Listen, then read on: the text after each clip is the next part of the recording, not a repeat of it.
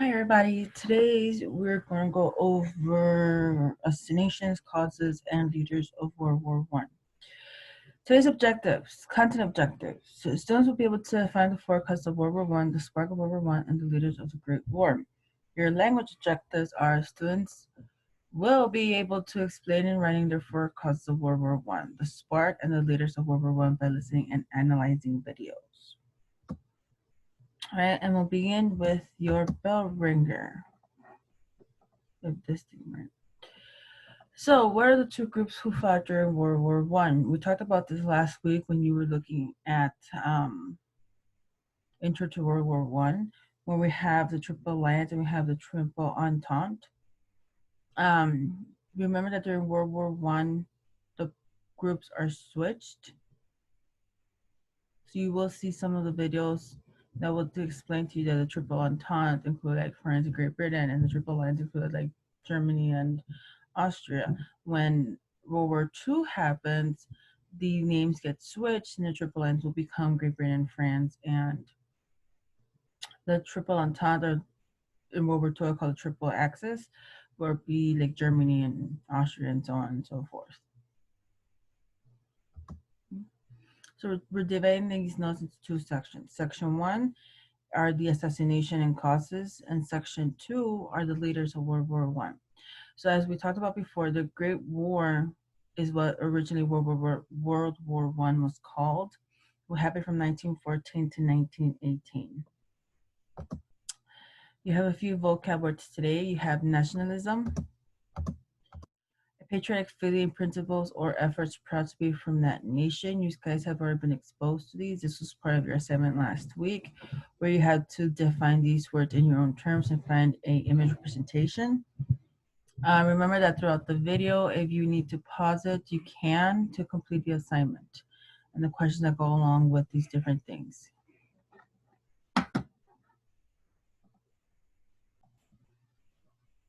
Following nationalism, we have allies. A person, nation, or group join with another for a common purpose. We have militarism, the belief or desire that a government should maintain a strong military capability and be prepared to use it aggressively to defend or promote national interests. We'll talk more about these because these are the three of the four causes of World War I.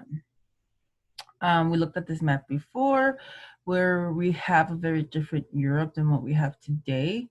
You could see how Germany, Austria-Hungary, Russia are really huge compared to what they are today. Eastern Europe, this part, like all of this here, of Europe has always been changing. We have new countries now that 50, 30, 40 years ago didn't exist. So there is a lot of going back and forth with Eastern Europe. Not so much on Western Europe, that pretty much stays the same. So who do you think these men are? And I'm just asking this because most of you probably not even going to try to answer. You're just going to wait for me to give you the answer. All right. So these are the two main people involved in the spark of World War I. On your left, you have Archduke Franz Ferdinand, and on your right, you have Gavrilo Princip. They are the reason why World War I started. They were the spark. Remember we talked about that keg, how Europe is sitting in that keg of powdered gunpowder, that they're just waiting for one little spark to make it explode, and this is the spark. This is what caused Europe and that powder keg to explode. Stop this video and then go to video 1, Destination that sparked a war.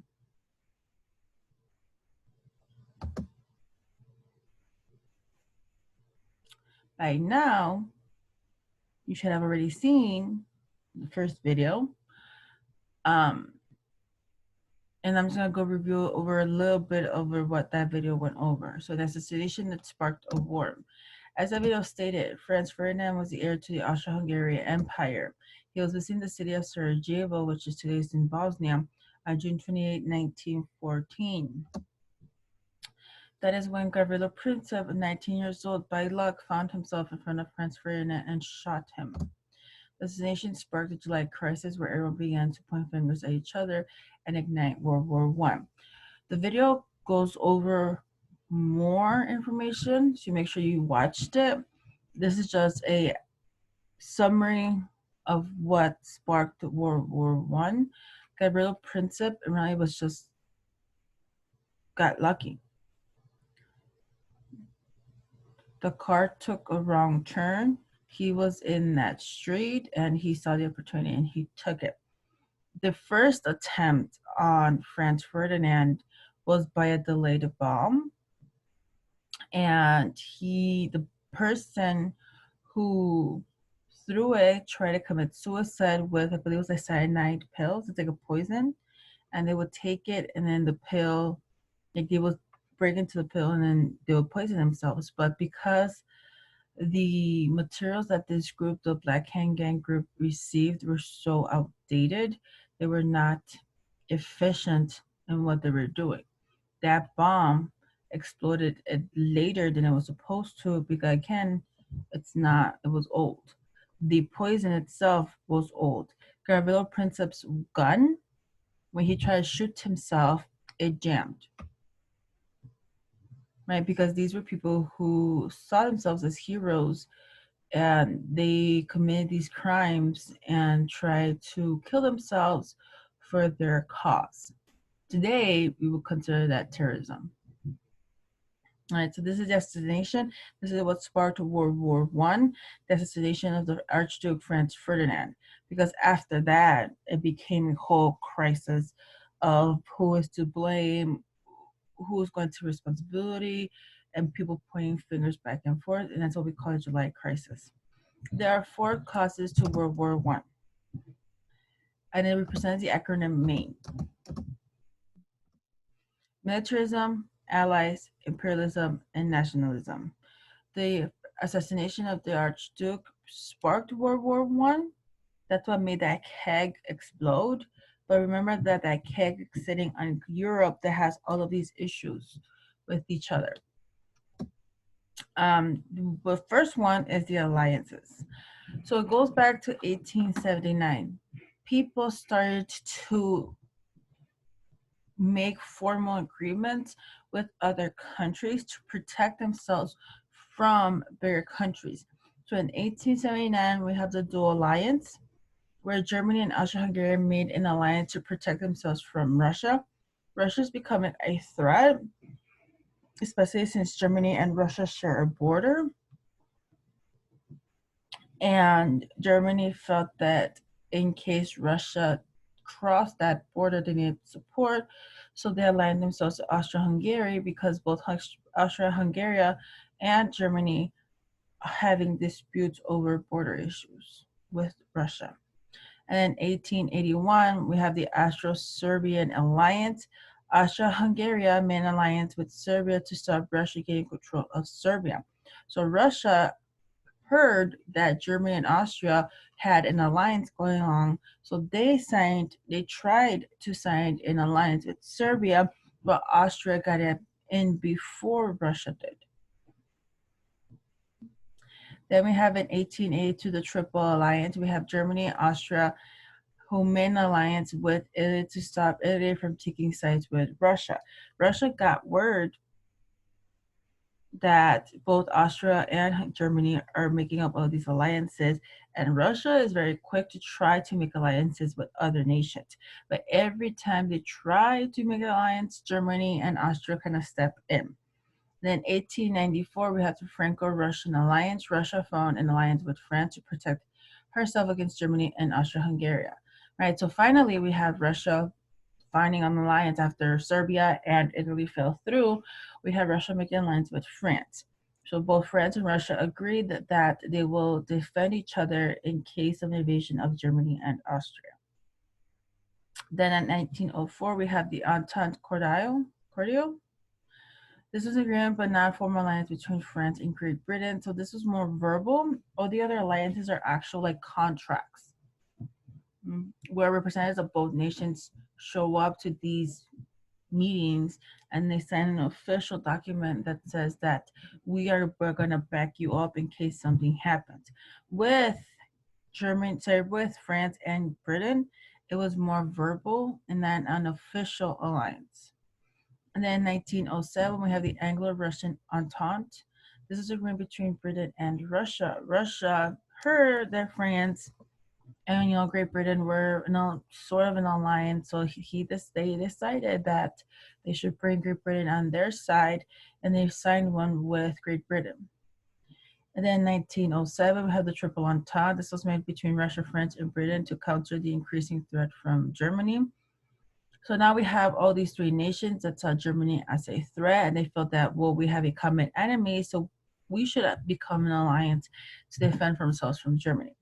And in 1914, Triple Entente agrees to sign an official treaty saying that neither country will agree to sign a peace separately. So France can't sign a truce with Germany, nor Great Britain with Germany. They all three nations, Russia, France, and Great Britain, have to agree on a peace treaty with any other nation, specifically in Germany. So you see how this alliance system becomes a very sketchy idea, and how they're purposely separating Europe into two different groups. You have Germany and primarily Austria in one alliance, and then you have Russia, Great Britain, and France in another.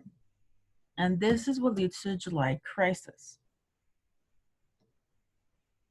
After the Archduke Franz Ferdinand was assassinated, we had the July crisis, was a month-long chain reaction event that followed the assassination. Austria-Hungary blamed Serbia for the assassination. Obviously, Serbia denied involvement, saying that these young group of men were acting on their own and were not acting for the country of Serbia. True or not, we don't really know. There's suspicion that maybe not Serbian as a country was involved, but some of their officials were. But there's no actual proof on anything. And Serbia as a country as a whole denied involvement. This is where some countries, like Germany, called for war, and other countries, like Great Britain, called for a truce. Let's meet in the middle and try to figure this out. We don't want to cause a war, is what people were trying to avoid. The Kaiser, who was Germany's emperor, gave a blank check to Austria. What that means is that in case Austria goes to war, specifically against Russia, because Russia's trying to back up Serbia, that Germany is automatically in and will declare war on whoever Austria-Hungary declares war on. Which again, it's not really putting forward that idea of truce and trying to make things and trying to fix things at an easier pace than declaration of war. On July 23rd, the Serbian government received an ultimatum from Austria. It contained a set of 10 firmly worded demands and obligation for the Serbs to agree to this condition within 48 hours. So obviously they're not getting anywhere. And Austria is like, well, you know what? I'm going to give them an ultimatum. They have 48 hours to accept this ultimatum with 10 kind of rules that Austria was trying to pass on to the Serbs and kind of forcing them to pay for something that they weren't officially involved in. Serbia accepted all of the claims except for number 6 that gave some power to Austria and Serbia, and that was enough to declare war. Austria-Hungary responded by declaration of war. The declaration of war triggered a chain reaction that quickly dragged the rest of Europe, bound by their alliances, or more precisely, their leaders' commitment to these alliances. Nation after nation was drawn into the spiral of the war. As you saw in the previous slide, where we have all of these alliances coming out since the 1800s, now they're putting into effect. Austria declared war on Serbia. Russia backs up Serbia. Germany backs up Austria. But because, Russia has an alliance with Great Britain and France, and they have to back them up, then Italy gets involved in all of this. So it's a lot of like, who is siding with who signed contracts with who, and this is why it becomes a world war. It is a European problem, and it's just being manipulated in Europe, but you have to remember, these are imperial powers. They have colonies throughout the entire world.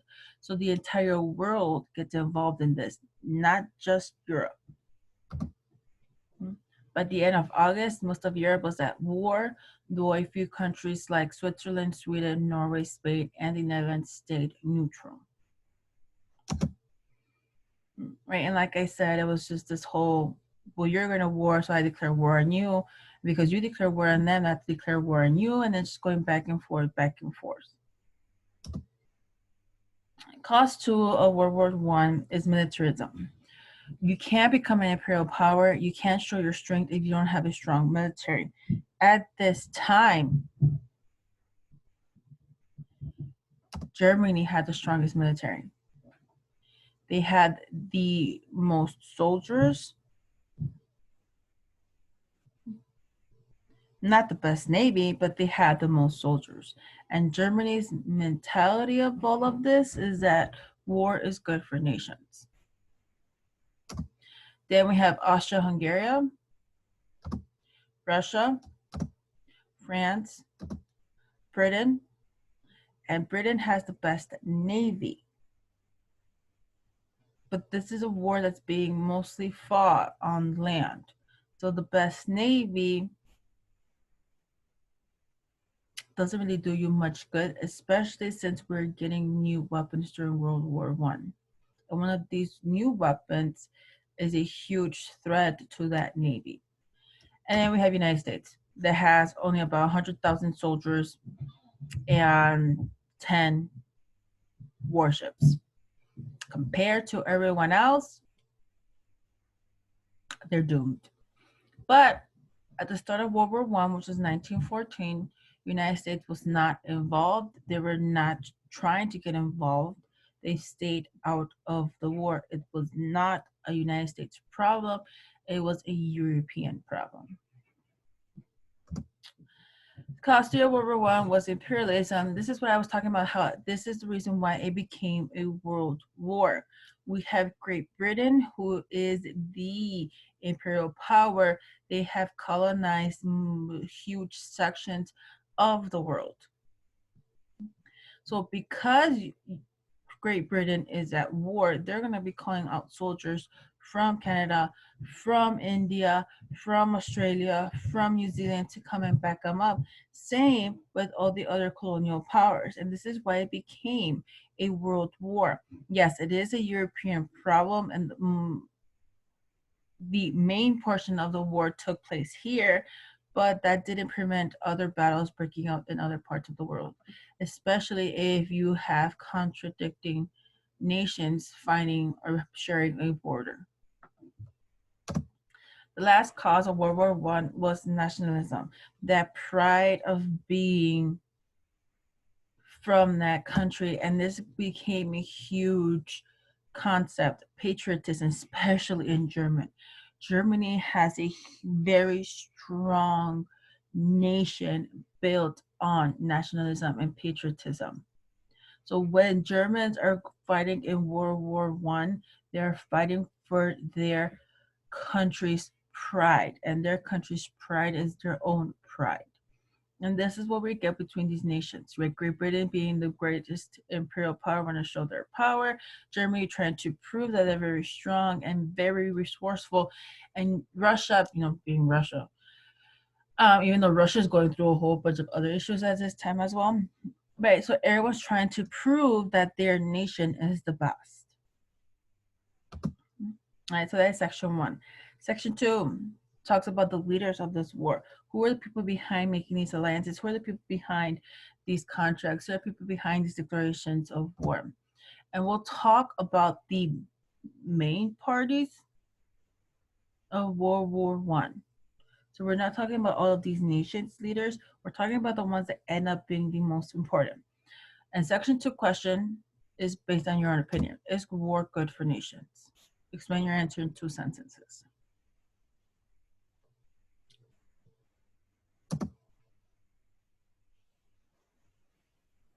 Right, World War I leaders. Whose fault is it? So like I said, this is a map of Europe, and we're going to start talking about those leaders who are making these decisions and these declarations of war. And we'll start with Germany. Germany's leader is Kaiser Wilhelm II. Kaiser was the last German emperor and the king of Prussia. So Germany was divided into a multitude of kingdoms. He was originally the king of Prussia, but with his, I believe, his grandfather, they decided to join all the kingdoms of Germany as one kingdom, which is just the Empire of Germany. Then his grandfather became the first emperor, followed by his father, and then eventually to the Kaiser Wilhelm II. Kaiser equals emperor, so you will hear people talk about the Kaiser or use the word Kaiser in some kind of image to present the Germany. He was in power from 1888 to 1918.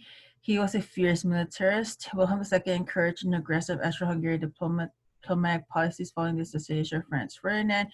Remember that Germany was the one who issued that blank check that Germany is in with Austria and whatever decision they decide to do with Serbia, especially if Russia gets involved. He believed that war was good for nations. It gave Germany the opportunity to showcase the strength of its military. Kaiser was the one who was predominantly declaring war and wanted to go to war. He wanted to prove that Germany was the best nation in Europe and in the world, and he believed that in order for you to prove that, you had to win a war. And this is why the Kaisers had such a huge army, because he was preparing for it. And as we have the July crisis going on and people are trying to calm things down and not declare war, the Kaiser was mobilizing his army.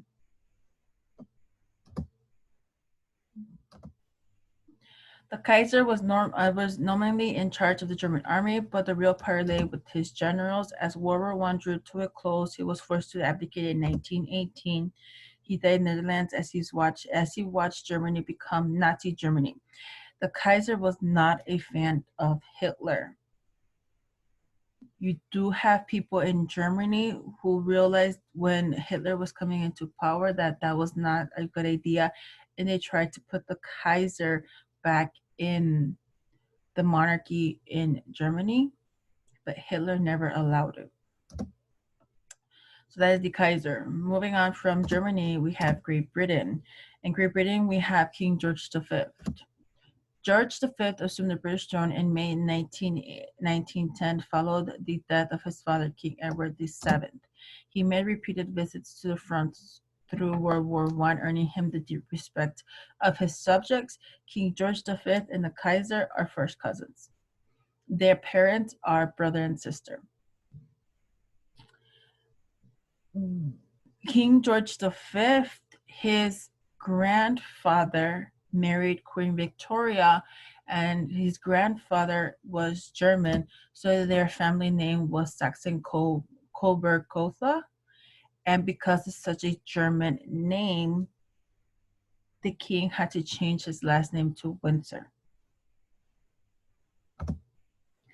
The English monarchy has no real political power. They're just influenced. By this time, the British monarchy is already a constitutional monarchy, but King George V is still the face and the primary face of Great Britain at this time. The leader of Great Britain was David Lloyd George.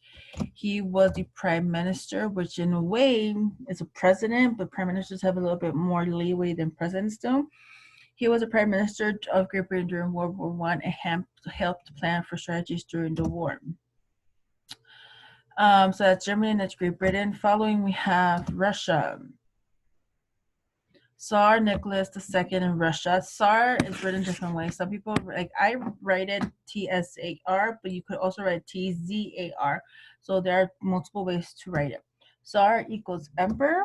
When Austria-Hungary declared war on Serbia, Russia's alliance with its Balkan neighbor forced it to enter the war against the Central Powers. The Tsar assumed control of the Russian army with disastrous results.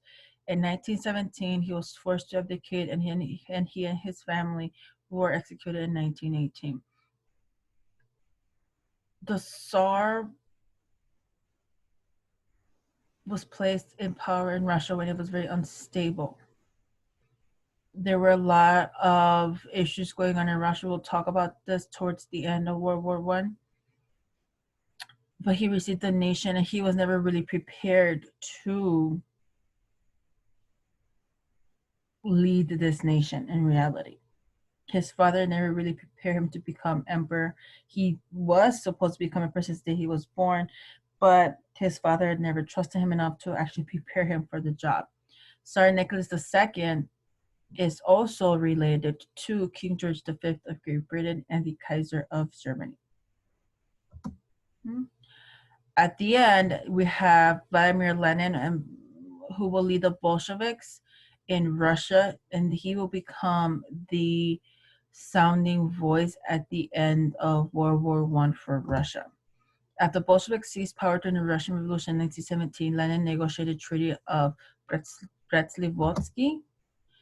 The treaty ended Russia's involvement in World War I, but only humiliating, I can't pronounce that word, humiliating terms. Russia lost territory and nearly 1/4 of its population to the Central Powers.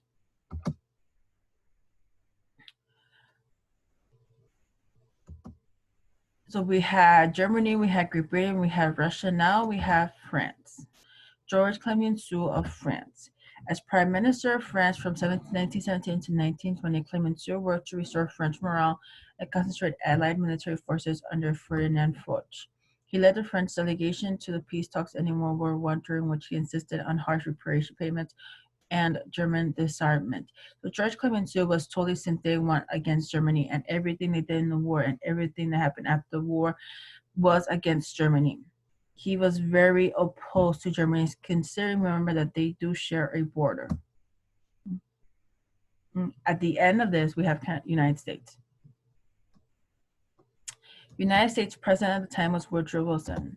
Despite his campaign pledge to keep the United States out of World War I, President Wilson asked Congress for a declaration of war in 1917. Within months, massive numbers of American troops swelled at the Allied ranks. More than 400,000 would see combat, and 16,516 would die in the Great War. We are not involved yet in the war, but we will eventually get involved, and Woodrow Wilson will be the head of the nation when that happens. And we'll talk later about how the United States even got involved. So these are the leaders of Europe. And that is where your questions end. But I do want to share this theory of mine. The grandmother of Europe is Queen Elizabeth. Queen Elizabeth was one of the greatest queens Great Britain had. She was the longest reigning monarch until Queen Elizabeth II. But I think she ended up having like 7 kids. And she married off all her children to all of these different royal houses of Europe. And then her grandchildren will become the heads of these different royal houses. And that is where we get the Tsar from Russia, King George V of Great Britain, and we get the Kaiser from Germany. And just kind of added tension. Added to tensions in pre-World War I, Europe was the close familial ties and abound many rules. English George V was the first cousin of both Kaiser Wilhelm II and Nicholas II of Russia. And George Wilhelm and Nicholas's wife is Alexander's royal grandchildren, Queen Victoria. This is Queen Victoria.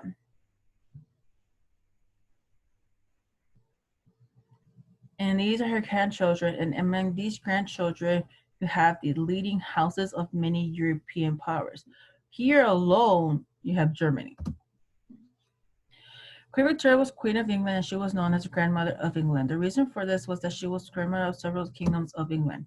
Her grandchildren had control over Europe's thrones in Germany, Russia, Norway, Spain, Greece, Romania, and Britain. And I believe that has a lot to do with declarations of war and Germany trying to prove that they are the strongest. Germany, Wilhelm II was Queen Victoria's first grandson, and he was always seemed to be the favorite. But as she married off her children and her grandchildren to other royal houses, Wilhelm II became the least favorite. And it just became a lot of tension between this family. And I believe that that's what led Wilhelm II try to be the greatest nation, greater than Great Britain. Because all of this tension didn't break out until after her death in the early 1900s. And that's where we have Germany becoming very anti-British and anti-Europe and trying to control and have to be the powerful nation of Europe. But that's my opinion. Just want to give you some extra information. All right, and that is it. I'm not going to give you the reflection. Just complete the questions, and then I will see you guys the next day I have class with y'all. Yeah, that's it. Hope you guys have a good day. Bye.